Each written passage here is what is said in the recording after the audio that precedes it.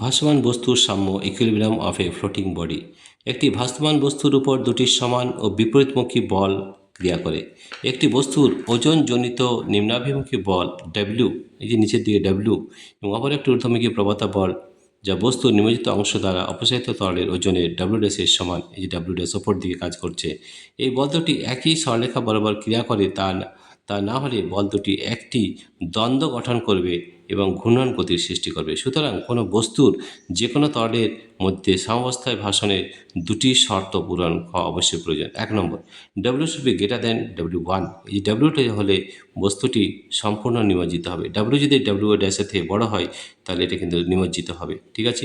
আর 2 নম্বর, W is less than equal to W dash হলে বস্তুটি তরলে ভাসবে, যেখানে ডাব্লিউ হচ্ছে বস্তুর ওজন এবং ডাব্লিউ ড্যাশ বস্তু দ্বারা প্রসারিত তরলের ওজন বা প্রবণতা বল, ঠিক আছে।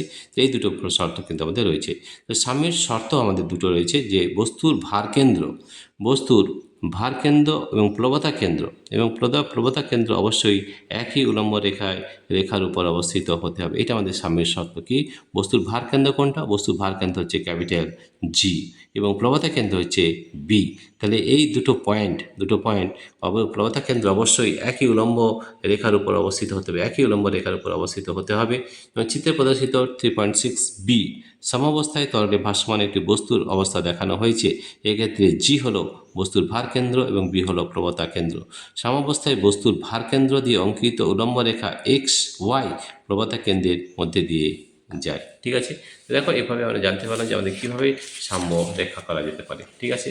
এছাড়াও আরেকটা পয়েন্ট রয়েছে, সেটা হচ্ছে আংশিক বা সম্পূর্ণ নিমজ্জিত অবস্থায় কোনো বস্তুর ওজন বস্তুর উপর তরল কর্তৃক প্রবতার সমান হলে এবং এই দুইয়ের ক্রিয়া রেখা একই উলম্ব রেখা হলে বস্তুটি অবশ্যই সাম্যাবস্থায় থাকবে। এটা আমরা জানলাম। তাহলে এই জিনিসটা ভালো করে মনে রাখতে হবে। তাহলে দেখো আমরা কিভাবে এই জিনিসটা সাম্য অবস্থায় থাকবে সেটা কিন্তু জানলাম।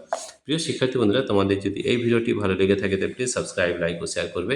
Thank you everybody for watching this video. তোমরা যদি আমাদের অ্যাপ ডাউনলোড করতে চাও তাহলে আমাদের অ্যাপের নাম হচ্ছে পাই এডুকেশন। আমাদের অ্যাপটি ডাউনলোড করা খুবই সহজ। আমাদের অ্যাপটি ডাউনলোড করতে আমাদের এই ভিডিও ডিসক্রিপশনে অ্যাপ লিঙ্ক দেওয়া রয়েছে। Thank you everybody for watching this video.